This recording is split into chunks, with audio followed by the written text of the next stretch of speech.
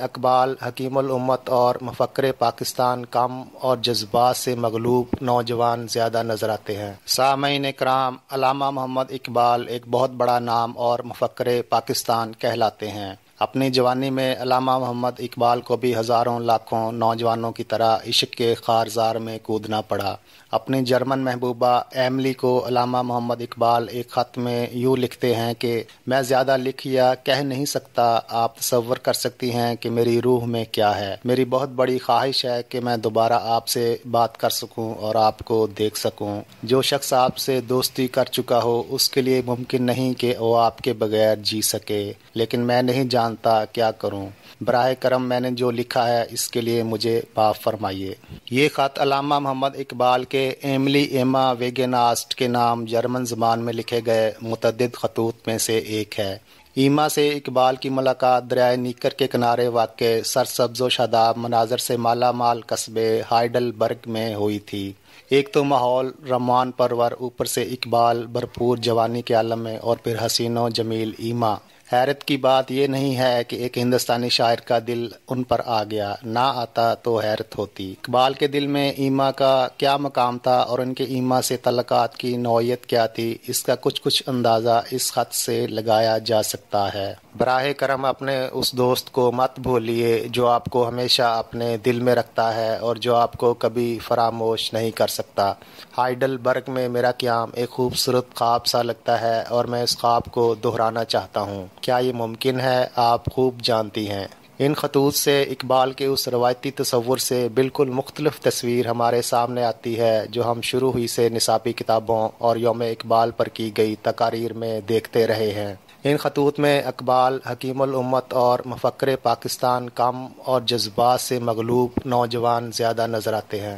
اقبال اس وقت نہ صرف شادی شدہ تھے بلکہ 2 بچوں کے باپ بھی بن چکے تھے۔ یہ الگ بات کہ 18 برس کی عمر میں والدین کی پسند سے کریم بی بی سے ہونے والی اس شادی سے وہ سخت ناخوش تھے۔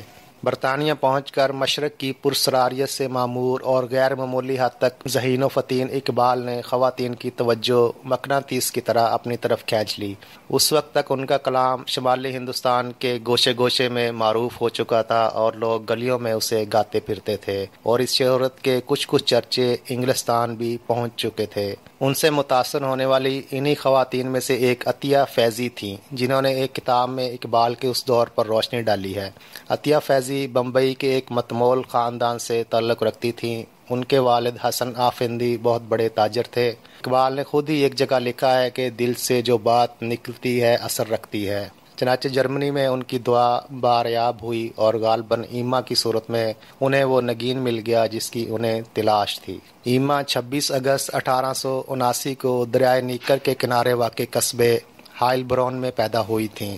ان کی 3 بہنیں اور 2 بھائی تھے۔ ایما 29 سالہ اقبال سے عمر میں 2 برس چھوٹی لیکن قد میں 1 انچ لمبی تھی۔ ہوا یوں کہ ایما نے ایک دن اوپرا گانا شروع کر دیا۔ اقبال نے ان کا ساتھ دینا چاہا لیکن مغربی موسیقی سے ناواقفیت کی بنا پر بے سرے ہو گئے۔ جب وہ اوپرا گاتی ہوئی ایما کا ساتھ نہیں دے سکے تو انہیں اس پر سخت خفت محسوس ہوئی اور وہ پیچھے ہٹ گئے۔ شاید ایما کو بھی اس کا احساس ہوا اور اسی رات انہوں نے عطیہ سے درخواست کی کہ وہ انہیں کوئی ہندوستانی گیت سکھا دے۔ اگلے دن جب سبھی دریائے نیکر کے کنارے پکنک کے لیے نکلے تو اچانک ایما نے گانا شروع کر دیا، گجرا بیچن والی نادان یہ تیرا نخرا۔ ایما کی زبان سے یہ گیت سن کر اقبال پر جو اثر ہوا ہوگا اس کا اندازہ لگانا مشکل نہیں ہے۔ موسیقی کے علاوہ مغربی رقص بھی اقبال کی دسترس سے باہر تھا۔ عطیہ نے لکھا ہے کہ اقبال ایما کے ساتھ ساتھ رقص بھی کیا کرتے تھے، لیکن ایسے اناڑی پن کے ساتھ کہ ان کے قدم اکثر اوچھے پڑتے تھے۔ بعض ماہرین اقبالیات کے مطابق معاملہ صرف زبانی کلامی ہی نہیں رہا تھا اور اقبال ایما سے شادی کرنا چاہتے تھے۔ خود ایما کے کزن کی بیٹی حیلہ کرشوف نے سعید اختر درانی کو بتایا تھا کہ ایما 1908 کے لگ بھگ ہندوستان جانا چاہتی تھیں، لیکن ان کے بڑے بھائی اور خاندان کے سربراہ کارل نے انہیں اس دور دراز ملک میں تنہا جانے سے منع کر دیا تھا۔ دوسری طرف اقبال ہندوستان لوٹنے کے بعد بڑی شدت سے یورپ واپس جانا چاہتے تھے، جس کا اظہار انہوں نے نہ صرف کئی بار ایما سے بھی کیا، لیکن جس طرح ایما کے بڑے بھائی ان کے ہندوستان جانے کی راہ میں آڑے آ گئے تھے تقدیر کی ایک عجیب ستم ظریفی کی روح سے، بالکل اسی طرح اقبال کے بڑے بھائی ان کے واپس ولایت جانے میں رکاوٹ بن گئے۔ 9 اپریل 1909 کو وہ لکھتے ہیں، میں کوئی ملازمت کرنا ہی نہیں چاہتا، میرا منشا تو یہ ہے کہ جتنا جلد ممکن ہو اس ملک سے بھاگ جاؤں۔ سبب آپ کو معلوم ہے، میرے اوپر اپنے بڑے بھائی کا اخلاقی قرض ہے جو مجھے روکے ہوئے ہے۔ اخلاقی قرض یہ تھا کہ اقبال کی تعلیم کے اخراجات ان کے بھائی نے ادا کیے تھے اور وہ یورپ سے آنے کے بعد انہیں یہ رقم لوٹانا چاہتے تھے۔ وہ ایما کو لکھتے ہیں، کچھ عرصے بعد جب میرے پاس پیسے جمع ہو جائیں گے تو میں یورپ کو اپنا گھر بناؤں گا۔ یہ میرا تصور ہے اور میری تمنا ہے کہ یہ سب پورا ہوگا، تاہم یہ تصور، یہ تمنا ناکام حسرت بن گئی۔ اقبال کی زندگی کا یہ حصہ سخت مالی مشکلات سے نپٹتے ہوئے گزرا۔ اس تمام عرصے کے دوران ایما کی یاد ان کے دل سے کبھی محو نہ ہو سکی۔ وہ بڑی حسرت سے لکھتے ہیں، مجھے وہ زمانہ یاد ہے جب میں آپ کے ساتھ مل کر گوئٹے کا کلام پڑھا کرتا تھا، اور میں امید کرتا ہوں کہ آپ کو بھی وہ خوشیوں بھرے دن یاد ہوں گے جب ہم ایک دوسرے کے اس قدر قریب تھے۔ میں زیادہ لکھ یا کہہ نہیں سکتا، آپ تصور کر سکتی ہیں کہ میری روح میں کیا ہے۔ میری بہت بڑی خواہش ہے کہ میں دوبارہ آپ سے مل سکوں۔ ایما سے ملاقات کے 24 برس بعد 1931 میں گول میز کانفرنس کے لیے جب اقبال لندن گئے تو اس وقت بھی انہوں نے جرمنی جا کر ایما سے ملنے کی کوشش کی تھی، لیکن اس وقت تک پلوں کے نیچے سے بہت سا پانی بہہ چکا تھا۔ اقبال نے 2 مزید شادیاں کر لی تھیں اور ان کے بچے جوان ہو گئے تھے، اس لیے یہ ملاقات نہیں ہو سکی۔